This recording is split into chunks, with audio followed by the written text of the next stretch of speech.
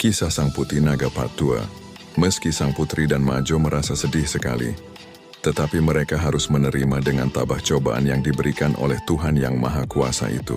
Siapapun mungkin tidak akan kuat menerima kenyataan ketika melahirkan anak kembar yang ternyata satu berwujud sebagai manusia, sedangkan yang lainnya berbentuk seekor komodo. Tetapi Sang Putri Naga bukanlah wanita biasa. Ia adalah seorang putri raja kerajaan gaib yang sakti mandraguna. Demikian juga suaminya adalah laki-laki yang tidak biasa. Jadi ujian dan cobaan di dalam hidup yang mereka alami adalah sebuah hal yang biasa. Sang putri memperlakukan kedua anaknya dengan penuh kasih sayang. Ia juga begitu peduli dan bersikap sangat adil kepada mereka. Anaknya yang berwujud manusia, si Gerong, dibesarkannya di kampung manusia.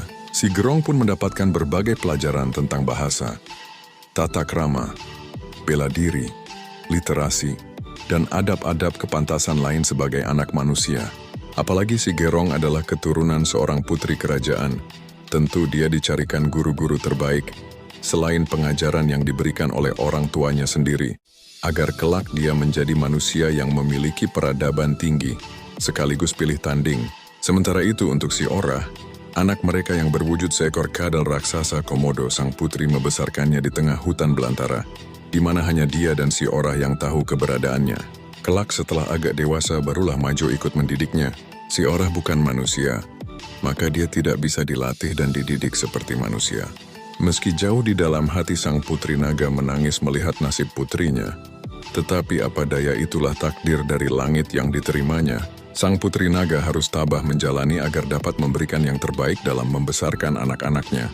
Maka yang dilatihkan oleh sang putri adalah bagaimana si Orah dapat menangkap mangsanya untuk dijadikan bahan makanan, dan tentu saja berbagai ilmu kanuragan yang dia warisi dari nenek moyang.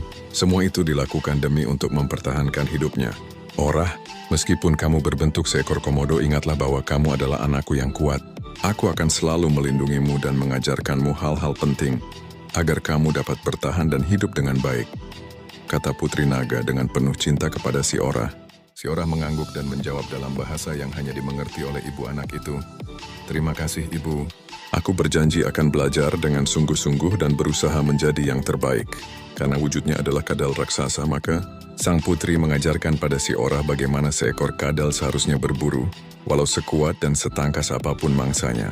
Diajarkannya bagaimana dengan gendang telinganya yang tajam dan sangat peka, si Orah bisa bereaksi cepat terhadap gerakan mangsanya. Sang putri juga mengajari bagaimana dengan gigitan yang tajam si Orah dapat membinasakan lawan dengan sekali terkam.